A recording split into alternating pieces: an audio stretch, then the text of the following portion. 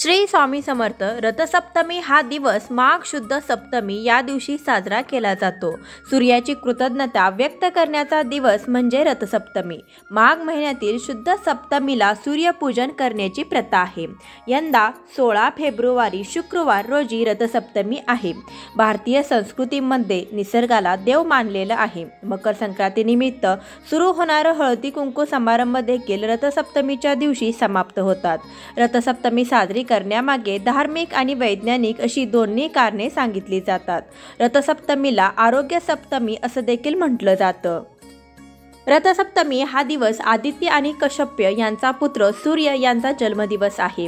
या दिवशी सूर्यपूजन केलं जातं। सूर्यपूजन करण्यासाठी या दिवशी सूर्योदयापूर्वी उठून स्नान करायचं आहे। स्नान करत असताना अंघोळीच्या पाण्यामध्ये तुम्ही थोडंसं काळं तीळ देखील टाकू शकता। छोट्या कलशातून आपण सूर्याला अर्घ्य द्यायचं आहे। अर्घ्य देण्यासाठी शक्यतो तांब्याचा कलश किंवा तांब्याचं भांडं वापरायचं।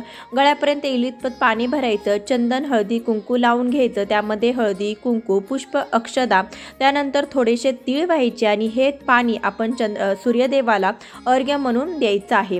त्यानंतर रथसप्तमीच्या दिवशी तुळशीपुढे 7 घोड्यांच्या रथात स्वार झालेल्या सूर्यरथाचं चित्र काढून महिला त्याचं पूजन करतात। अंगणामध्ये दीप प्रज्वलन म्हणजे गोवऱ्या पेटवून त्यावरती दूध उतू घालवलं जातं। परंतु शहरी भागामध्ये तुम्हाला जर दूध उतू घालवणं अंगणामध्ये शक्य नसेल किंवा पूजा मांडणी अंगणामध्ये करणं शक्य नसेल तर तुम्ही व्हिडिओ दाखवल्याप्रमाणे घरामध्ये अशी मांडणी करू शकता। तुमच्या घरादारासमोर अंगण असेल तर त्याथे तुम्ही तुळशी वृंदावनाजवळ ही पूजा मांडणी करू शकता किंवा मी पुढे जशी पूजा मांडणी सांगणार आहे ती तुम्ही बाहेर देखील करून तिथे दूध उतू घालवू शकता किंवा जे शहरी भागामध्ये राहतात त्यांनी अशा पद्धतीने दूध उतू घालवलं अशी सूर्यनारायणाची पूजा केली तरी देखील चालेल। तर सर्वात आधी आपण ज्या ठिकाणी पूजा मांडणी करणार आहोत त्या ठिकाणची जागा स्वच्छ करून घ्यायची। तिथे रांगोळीने स्वस्तिक काढून त्यावरती हळदी कुंकू पुष्प वाहून त्यावरती पाट किंवा चौरंग मांडायचा आहे। त्यावरती लाल वस्त्र अंतरायचं। निरांजन प्रज्वलित करून घ्यायचं। अक्षता वाहून त्यावरती निरांजन ठेवून आपण निरांजन प्रज्वलित करून निरांजनालाही हळदी कुंकू अक्षता वाहून घ्यायचं। त्यानंतर आपल्याला गणपतीची पूजा करून घ्यायची आहे। गणपतीला पंचामृताने स्नान घालून घ्यायची। 2 विड्याची जोडपाने घ्यायची। त्यावरती अक्षता वाहून त्यावरती हळदी कुंकू वाहून गणपती बाप्पांची मूर्ती ठेवून गणपती बाप्पांना गंध हळदी कुंकू पुष्प अक्षता वाहायच्या। त्यानंतर गुळ खोबऱ्याचा नैवेद्य दाखवायचा। अशा प्रकारे आपण पूजेचा श्री गणेशा करून आपल्या पूजेला सुरुवात करायची आहे। यानंतर तुमच्याजवळ सूर्यदेवाची प्रतिमा असेल तर ती तुम्ही घेऊ शकता किंवा तुम्ही सूर्यदेवाचं 7 घोड्यावरती सूर्यदेव स्वार असलेलं चित्र देखील काढून घेऊ शकता किंवा गुगलवरती फोटो सर्च करून त्याची प्रिंट काढून तुम्ही ते देखील एका थगडावरती किंवा पुष्ट्यावरती चिटकून त्याची देखील पूजा करू शकता। सूर्यदेवाची 12 नामे घेत आपण सूर्यदेवांची पूजा करून घ्यायची आहे किंवा तुम्ही ओम सूर्याय नमः ओम भास्कराय नमः ओम आदित्याय नमः असं बोलून देखील सूर्यदेवतेची पूजा करून घ्यायची आहे। हळदी कुंकू पुष्प अक्षदा वाहायचे आहेत। सूर्यदेवाला आपल्याला या दिवशी तांबडं फूल वाहायचं आहे। आदित्य हृदय स्तोत्रम सूर्य अष्टकम किंवा सूर्य कवचम यापैकी एखादं स्तोत्र भक्तिभावानं म्हणावं किंवा ऐकावं। तर या दिवशी आपल्याला 12 धान्य सुगडांमध्ये भरून सूर्यदेवांना अर्पण करायचे आहेत। म्हणजे थोड्याशा आपण जसं तांदूळ वाहिले त्यावरती हळदी कुंकू वाहून इथे मी 7 सुगड ठेवलेले आहेत आणि त्यावरती मी 7 धान्य भरून ठेवलेले आहे। तर त्यांचीही आपल्याला 7 धान्याची पूजा करून घ्यायची। तुम्ही 12 किंवा 7 धान्य ठेवू शकता। सूर्यदेवांच्या रथाला असणारं सप्त अश्व सप्ताहातील 7 वार आणि 12 चाके हे 12 राशी दर्शवतात। या 12 राशींचं प्रतीक म्हणून आपल्याला सूर्यदेवांसमोर 12 प्रकारच्या धान्यांच्या राशी मांडून त्याची पूजा करण्याची देखील प्रथा आहे।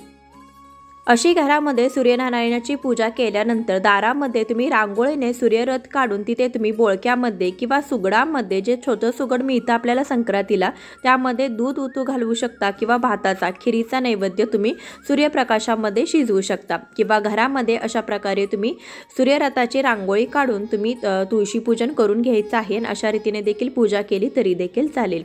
तर तुळशी वृंदावनाला आपण हळदी कुंकू व्हायचं आहे पुष्प व्हायचं आहे त्यानंतर थोडेशा अक्षदा व्हायचे आहेत, पाणी घालायचं आहे, अगरबत्तीने धुपाने ओवाळून घ्यायचं आहे। तर यानंतर आपण दूध उतू घालवणार आहोत। तर दूध उतू घालवण्यासाठी आपण सर्वात आधी अग्निदेवतेची पूजा करून घेणार आहोत। त्यासाठी आपलं किचन, आपलं स्वयंपाकघर हे पूर्णपणे लकलकीत स्वच्छ करायचं आहे।